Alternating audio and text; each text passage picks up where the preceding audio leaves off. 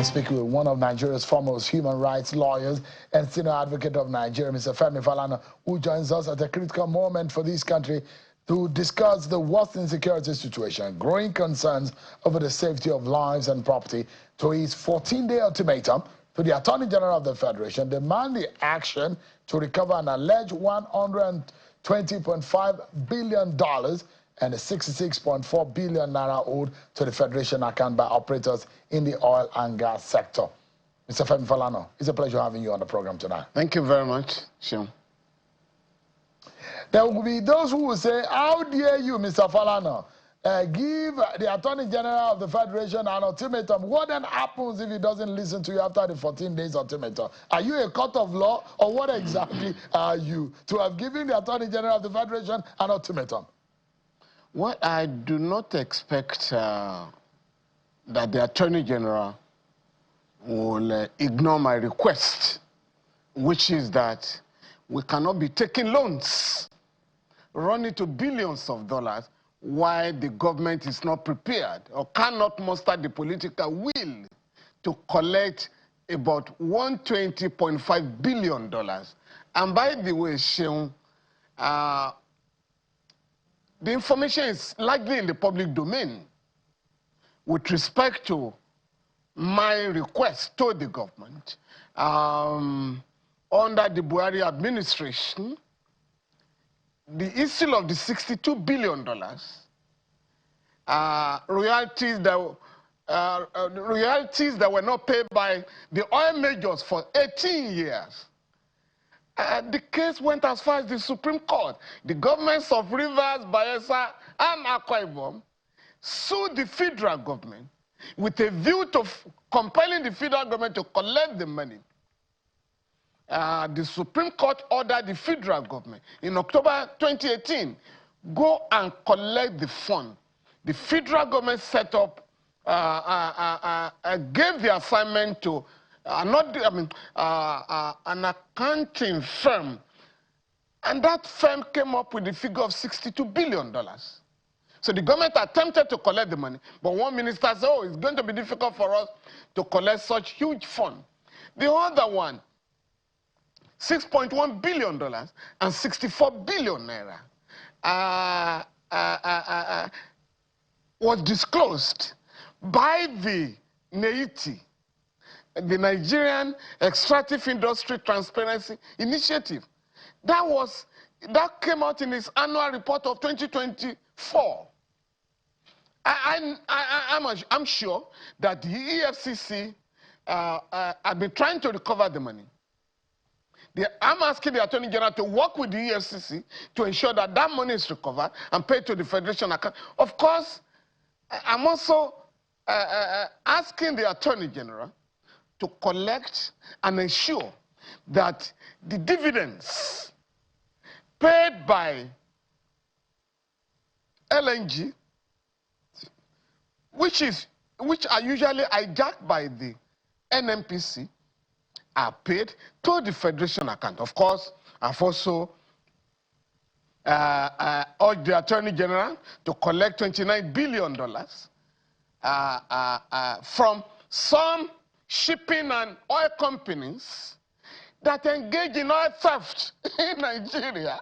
Again, this is not a figment of my imagination. NIMASA gave a contract to some lawyers to find out between 2011 and 2014 how much was taken out of Nigeria without accountability. And that body came up with a figure of $12.7 billion. When the government was not ready, when the federal government was not ready to collect the money, this same set of lawyers, led by a respected senior advocate of Nigeria, Professor Ajogu, went to court. The cases are pending in court. I'm saying we don't need to waste time in pursuing civil cases. These are criminal offenses that the Attorney General can hand over to the EFCC so that this can be investigated. Of course, there is also the issue of the Honorable that just left here, Honorable Johnson, headed a committee in the House of Reps that discovered that crude oil taken from Nigeria, not recorded here, but recorded in an airport in Texas, you know. The money was, I think it was valued at $17 billion. And of course, the last one is that in April 2021, August 2021, the former Buhari administration ordered the NNPC to award contracts worth $2.9 billion to fix the refineries, the 4 refineries. Since the refineries were not fixed, we're simply saying, take this money back from the contractors that collected the money. So this, again, as I said, the information is in the public domain. All I'm asking the government to do is to muster the political courage to collect this huge sum of money. And if the Attorney General does not accede to my request, of course, we're going to the court. So it may also interest you. So you're going to, you're dragging the AGF to court. Is either he accede to your request, listen to your ultimatum, act now, or you meet in court? For sure. That's it? In fact, there's one I'm already in court. The Senate came up with a figure of 210 trillion that cannot be explained by the NNPC.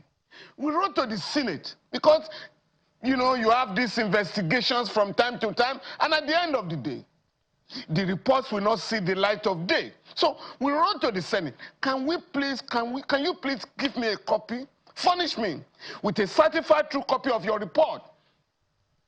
I was ignored. I've invoked the provisions of the Freedom of Information Act to demand for the report. We're asking the court to order the Senate you are to give us also the report. probing, and you are interested in the case of the refineries. Yes. You know the number. I mean, I had interviews with past Minister of Petroleum State where Nigeria got the funding with some private institutions or companies to fund the fixing or the rehabilitation of our refinery. But we are hearing now that Nigeria and the NNPC is also already talking to a Chinese company seeking another facility to fix the refinery. Yeah. Are you worried about, have you heard about that? Of course, because the contract's sum was criminally diverted. I'm aware that the FCC is carrying out some investigation. Again, the government's, public officers will have to explain what happened to $2.9 billion. What happened to $2.9 for fixing the refinery. The other one, yes, of course, I'm aware the Chinese are coming, and they are insisting that it has to be a 51-49% arrangement. In other words, they want to have a controlling share. And since the government can no longer muster the fund to fix the refineries again, over $25 billion have been spent on fixing refineries in the last 27 years or thereabout. So we are now compared to meet the Chinese. Please, can you fix the refineries? I say, yes, we are ready. But we are going to take 51% of the shares. Another one that may interest you, Shehu, we are not there yet, is that the federal government directed NNPC go and acquire 20% interest in the Dangote refinery at a sum of $2.7 billion. The Dangote management of the refinery has said, sorry, only $1 billion was given to us, and that is valued at 7% shares. Again, some explanation will have to be given very soon. Because we can't be talking of these colossal sums of money while we are taking loans, while our people are suffering, you know, all over the place. Mr. Falana, when you hear these things and you see what is going on in our country, and perhaps you look at Dangote, Dangote is flourishing. Say for Dangote, the crisis and the impasse in the Strait of Hormuz would have greatly impacted and dealt a big blow on our country, on our resources, on our income, revenue, And in fact, on the average person, say for, I mean, if not for Dangote, no, Nigeria, government is usually just a failure in being able to manage its own infrastructure and resources. But I mean, I'm just looking forward to 4 refineries. And there is a term going on everyone. The turnaround maintenance, we spend money every year. People are really doing nothing in those refineries every day, and they're getting paid, and that goes on and on and on every year for several years. What a disaster of a situation we have found ourselves. We now have laws that empower concerned citizens to demand explanations. We have the Freedom of Information Act now that has applications that can be applied in any part of the country. We're taking advantage of the law so that we can get to the root of this monstrous criminality going on, whereby the government cannot run the refineries, having pour money down the drain, huge sums of money. So we are asking questions now. Who are these contractors? Why are the contractors left alone? Some of them foreign contractors. So what they cannot do in their countries. So we are going to ask questions. Secondly, the government will have to account for every dime that has been spent on these refineries. Again, it's like, you know, the Obasanjo regime was said to have wasted about $16 billion to generate darkness for the country. We can't go on like this. You just need to know that Buhari government spearheaded all the spending of this money. Yes, it's the same APC Bola Tinubu found itself, and his government has found itself in this quagmire, but he must fix it. Because that's the responsible. The president said it's the same thing with Buhari, so he doesn't want to pour the blame on Buhari. But we know that all of this mess happened, all of these monies were borrowed under the Buhari government. That must be fixed under this government because we can no longer continue in this manner. Sure, it's under the PDP and the APC government. I will just mention the electricity sector.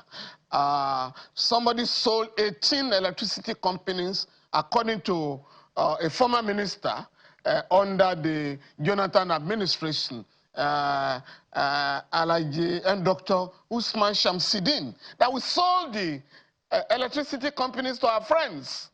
Now, the government has been giving, again, a lot of trillions of naira to the electricity companies. At the end of the day, you hear of Band A, Band B, and the rest of them. We are paying more for services that are not rendered to the Nigerian people. But we have got to the stage now where we have to ask questions. The electricity companies are planning to increase their tariffs again. Again, this time around, you will have to justify, because under the law, under the Electricity Act, you can only increase your tariff if there is improvement in services.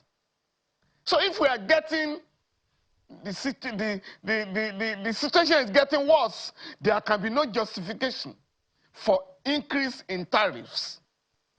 And I must go for the fuel. I mean, so Falana, let me take you to let me take you to the issue of security. And we saw a meeting yesterday where we have the leadership of the National Assembly. We saw the Speaker of the House, the Deputy Speaker of the House, Benjamin Okeze-Kalu. We saw Mr. Femi Gbajabiamila, the Chief of Staff to the President, the IG of Police. They were in that meeting. And they said that they are nearing the finish line on the state policing agenda and the constitutional framework for that. That some way, does it gladden your heart that finally we're getting somewhere? Sure. You know, these guys are only interested in creating agencies without funding them to work. We do not have a federal government police. I have made this point over and over again. We do not have federal government police. We have Federation Police. That is why it is called Nigeria Police Force. That force, it should be service, really. It should be Nigeria Police Service, but being a colonial creation, it is called a force to mold down our people. But that is that. Now, Sheung, that force, Nigeria Police Force, shall be administered, organized, and supervised by the Nigerian Police Council. Who are the Nigerian members of the Nigerian Police Council? The president only as the chairman, the Inspector General of Police, the chairman of the Police Service Commission, and the 36 state governors. In other words, in that 39-member committee, the 36 state governors are members. Now, but unfortunately, the governors since 1999 have always abdicated their constitutional duty to the president. So the president alone administers, supervises, and organizes the Nigerian police force, contrary to the provisions of the Constitution. Under Section 216, Section 216 of the Constitution, the president cannot appoint or remove an Inspector General of Police without going to the council. But that council does not meet. It's the only security agency in Nigeria that does not meet. Hence, the governors are now talking of state police. And by the way, there is no state government today that does not have a security agency. In the southwest here, they are likely called Amotekun Security Network. In Lagos, we did not have Amotekun, or we did not set up Amotekun. Lagos has Neighborhood Watch. In Borno State, you have Civilian Task Force. In Kano, I think they have Ishbai, you know. In the southeast, there are security agencies all over the place. So likely, we already have state police. But what is missing is that the federal government, again, because the governors refuse to call a meeting of, ask for a meeting, requisition a meeting of the Nigerian Police Council to demand for, to really request for weapons. How can you ask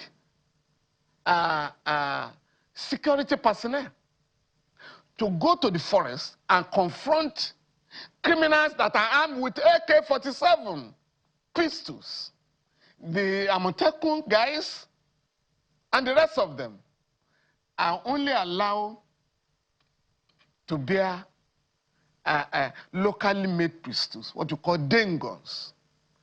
Again, it's not by this business of creating another agency, state police, that you are now going to police any society in Nigeria. How would they be funded? Are the armed forces funded? Mr. Falana. Is the Nigerian police force funded? Mr. Falana, let me jump in. Yeah. And a few days ago, I got thinking, and it got me tired. And I thought that, look, over and over years and years, we've been talking about securing our country, the best modality, the best way forward. And a lot of the times, Nigerians are in despair. Nigerians are giving up. Nigerians are speaking ill, passing information. And it looks like things are really falling apart. And I'm wondering, what exactly can we do? The security guys need to do their jobs. The government needs to stand up and do the right thing. But again, as citizens, and I was asking, created the hashtag Unite Against Terror. I mean, interestingly, I saw a lot of people commenting about it. But Mr. Falana, you saw what happened in Oyo State. There are incidents in Lagos State, we've seen the arrest, and there are those who are worried that this is coming down south. What is your major worry? If you're to speak with the president tonight on this program, let's assume the president is right across the screen from you. What would you tell him about this scenario that is playing out in our country? Equip the armed forces, motivate the armed forces, equip the police force, motivate the operatives that are working in the security sector. I defend soldiers and military officers more than any law firm in Nigeria. I can say that without any, being immodest. And I know that the Nigerian armed forces that have taken part in more than 40 United Nations peacekeeping operations, African Union peacekeeping operations, and ECOWAS peacekeeping operations, and that have done very well and brought laurels to Nigeria can, if funded, if motivated, defeat the ragtag army of the satanic Boko Haram sect or the ISIS. But what is happening, Sheung? You'll be surprised that between 2023 and 2025, the sum of 525 billion naira was earmarked as security votes by the 36 state governments in Nigeria. If a substantial fraction of what is set aside for security votes in Nigeria is spent on securing the people, we will not have this problem. The last one on your state. And please, if I had the opportunity, I would tell the president, please, one, a minister and a former governor that are currently inciting people in your state, politicizing the tragedy of our people. How can anybody in his right senses say that I know it was a state government that kidnapped the children? Please, if you know this, go to the police. Go to the state security service. Mr. Falana, we're totally out of time. Yeah. Please. Yeah. And somebody says, I know the politicians that are responsible. Yeah. Why have you not reported them? So that you report the parents of those who are the children that thank you so much indeed. And that's why I raised that action for all Nigerians to stand together in the hashtag Unite Against Terror. We must, as a people, push our voices, push our actions, and also demand that our government must do the right thing. But let's push the fact that all of us as a people must unite against these criminal minds killing innocent people. Thanks so much, everyone, for watching. Thank you very much. God bless Nigeria.